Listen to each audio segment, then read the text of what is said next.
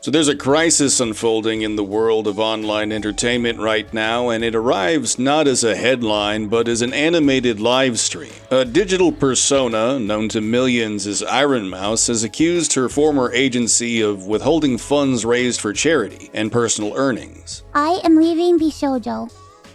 Unfortunately, I recently found out that for the past couple of months, I have been misled by Bishojo. With the information that I currently have, I believe that I am owed a significant amount of funds, which I have not been paid. Now, this is a serious charge, but what makes this whole thing uncanny is not the accusation, it's who's making it, or precisely what is making it. For as we know, Ironmouse is not a human face, but a curated voice and an avatar. She is a VTuber, part of a new generation of performers who mediate their identity through animated proxies. When she speaks as a character, and one supposes if she cries, her fans will weep not for a woman that they have seen, but for a digital self they have watched, adored, and supported as if she were a real person. In moments like these, something fundamental is revealed about how we are currently interpreting identity, truth, and justice. Now, every society requires some way to distinguish what is real from what is fabricated, and what is just from what is manipulative. In traditional models of justice and testimony, truth was anchored to personal credibility. Someone physically stood before others and gave an account. Their words bore weight because their personhood was at stake, and likely they would be facing their accusers.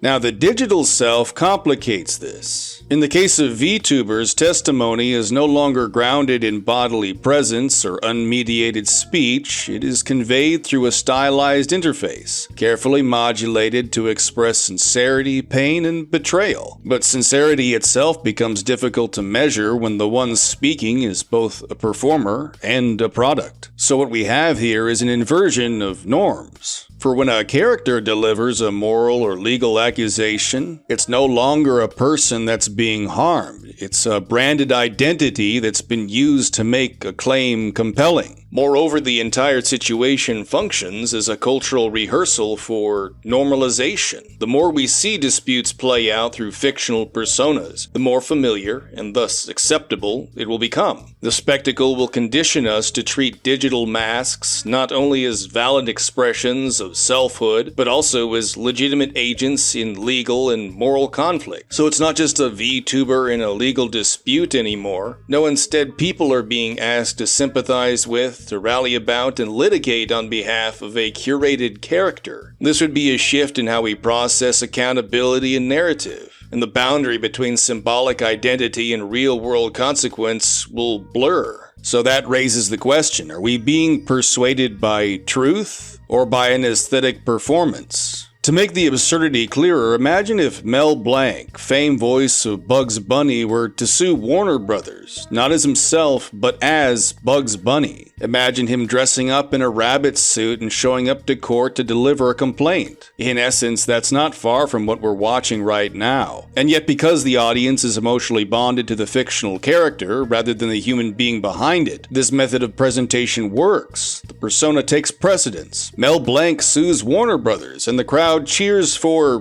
Bugs Bunny. Similarly, furries have long explored identity expression through costumes and digital avatars, but the person behind the suit or keyboard remains clearly visible and acknowledged. There's no mistaking that a flesh and blood human animates the furry persona. By contrast, why then are VTubers allowed to fully disembody identity behind a carefully curated digital mask? What gives them the right to blur the lines between performer and persona? For this disembodiment would allow the avatar to function not only as entertainment, but also as a vehicle for serious real-world claims, all made through a fictional self that the audience treats as more than just a costume. Now, the VTuber phenomenon didn't emerge in a vacuum. It developed within a digital ecosystem that rewards effect, spectacle, and emotional saturation. It sits very comfortably alongside influencer culture and parasocial relationships. Yet what makes VTubers distinct is that they fully severed the visual tie to human identity. They are characters who have been rendered through art, through lore, and voice modulation. It's all made them incredibly powerful as market agents. And unlike conventional entertainers, VTubers don't age and they don't fatigue. And their appearances can be adjusted in real time.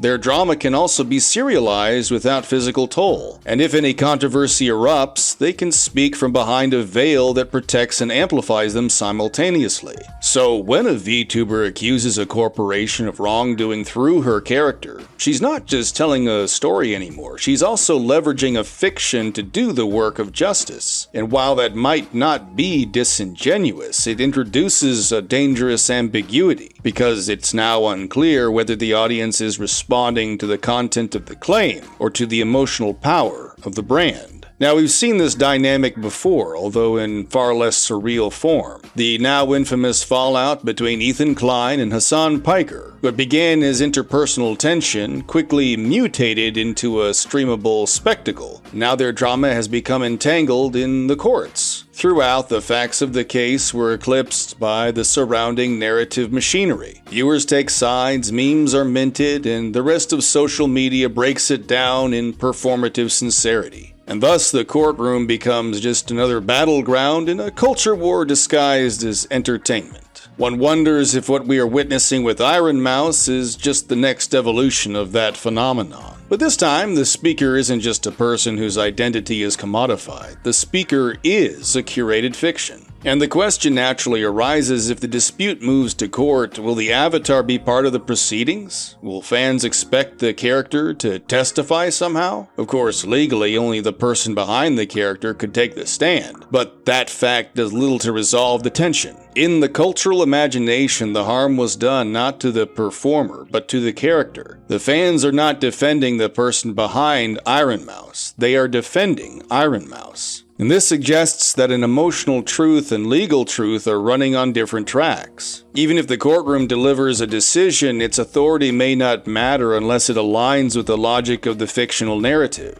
The audience might not accept an unfavorable ruling because it would contradict the character arc they have already committed to. Ultimately, there's something profound and disorienting about watching a fictional character rally real-world support for a legal battle. Not an actor playing a role, but a role that has become the axis of moral authority. The person behind the voice may be seeking justice, but the public appeal is mediated entirely through the persona. That makes the character, not the individual, the center of gravity for collective action. This turns the identity claim inside out. The performer is not just using the character to speak, she is using the character to feel, to convince, and to prosecute. And in doing so, she reveals a truth that many of us already suspected, that online identity is no longer about expressing who you are. It's about building who others want you to be, and trusting that the structure will hold when you need it the most. But what happens when the structure fails? Or what happens when it succeeds too well and becomes more credible than the person behind it? So what we are entering is an era where fictional selves make real claims and moral injuries expressed through animated avatars. And it's a place where audience allegiance will be dictated by emotional attachment rather than critical inquiry. The lines are vanishing between testimony and entertainment, and the question will no longer be whether a cartoon will show up in court. It's whether the public will be willing to accept any version of justice that doesn't fit the storyline that they have already bought into.